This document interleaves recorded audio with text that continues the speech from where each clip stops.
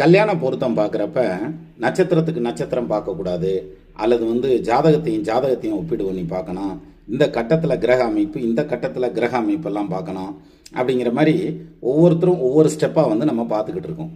ஆனால் ஆக்சுவலாக எப்படி பார்த்தா கிளியராக இருக்கும் அப்படின்னா ரொம்ப சிம்பிளஸ்ட் வே ஒன்று இருக்குது.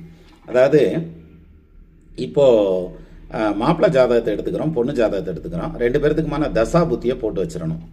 இவருக்கு என்ன தசை நடக்குது, அடுத்து என்ன தசை நடக்க போகுது, அதே மாதிரி பொண்ணுக்கு என்ன தசை நடக்குது, அடுத்து என்ன தசை நடக்க போகுது. இந்த ரெண்டு தசையிலையும் இவங்களுடைய குடும்ப வாழ்க்கை செப்பரேட்டாக பாருங்கள். இந்த பையனுடைய குடும்ப வாழ்க்கை நல்லா இருக்குமா, ஒரு குடும்பத்தை நல்லா கொண்டு போவாரா, இந்த பக்கம் பொண்ணுடைய குடும்ப வாழ்க்கை நல்லா இருக்குமா, பொண்ணு குடும்பத்தை நல்லபடியாக கொண்டுட்டு போகுமா, அந்த பாயிண்ட் கிளியராக இருந்ததுன்னா அதுக்கப்புறம் குழந்தை பாக்கி இருக்குதா, ரெண்டு பேரும் பிரியாமல் இருப்பாங்களாங்கிற அது மாதிரியான பாயிண்ட்டு. அப்புறம் நட்சத்திர பொருத்தம்.